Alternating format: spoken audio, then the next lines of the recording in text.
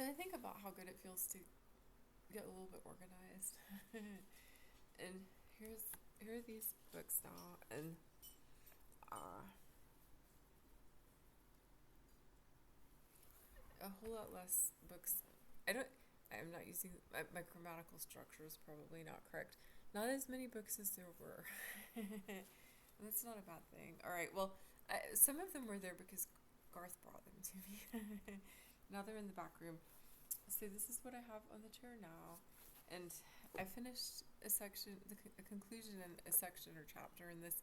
It is real boring. I don't want to be reading it. I was starting to get that hot feeling and just like I don't want to read this, but I'm trying to put pieces together, trying to understand, you know, history, some history. All right, so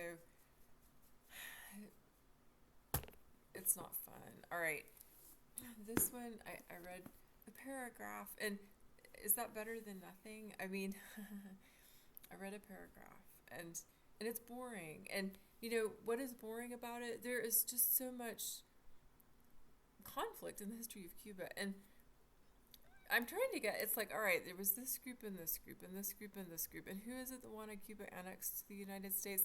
And okay, the United States didn't want to get in a war with Spain, but then the United States did get in a war with Spain, and you know, this is just there's just so much, and this is a really, I mean, he did a huge amount of research, and it's I'm learning a lot from reading it, but I'm kind of bored. I'm kind of bored because you know it's a lot of fighting, a lot of fighting, and a lot of groups, and you know a lot of aristocracy and the history of slavery. All right. And, you know, I suppose maybe I will start to have a better understanding of Spain and the United States and countries other, you know, but yeah, it's just, I was very disciplined for a while. And then set it aside for a while, and now I've started again. Really boring, but I'm reading it anyway, and I am bored, but I'm reading anyway, and I'm learning from both of them. All right, so I mean, I don't think that I should force myself to read more than a paragraph a night. I think that's not too bad. This I'm doing a little, maybe a section a day, small, you know, like a tiny bit of vocabulary, not much, and then with this, you know, just the 10 minutes a day, and I was going to overachieve. I was going to do a little overachieving tonight, but I really don't think that helps learning. That just becomes rote and you know, busy work. So what I was going to do, putting vocabulary words from here into here, just for the practice of writing them, that will be my 10 minutes tomorrow. All right, so the first 16 pages where there are strips of vocabulary words at the bottom. So I've got that right there, and I have got my this that will go on top of the 10 minutes a day book, but I'm going to read a little bit, and then I have here the hot water is about to go off.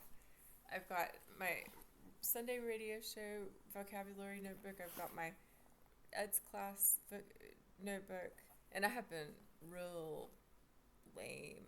I'm doing four again this time. I think it's the third or fourth time I've done four, and and I am I'm just I'm hardly listening. I'm hearing stories sometimes, but I'm not looking at the notebook. Where's my pen? All right. You know, I'm sort of barely there, but I'm catching stories some, you know, and but yeah, so I'm being pretty lame, but brain breaks, that's not a bad thing. So I have this. I keep track of hours on that, and per month, and then I have my book that every day I do vocabulary from here and from here. And I started at the start and the back of it because there are so many pages, and I write a word in the syllabary and a word in the syllabary, and sometimes I do more than one on a page, but not usually. so so there's some organized stuff that feels pretty good. And then this is the only haunted book I have nearby right now. Oh, put some attention to this. And now I need to go get the water for the tea. But, do you ever just organize a tiny little bit and you feel much better? I mean, I do. I feel better.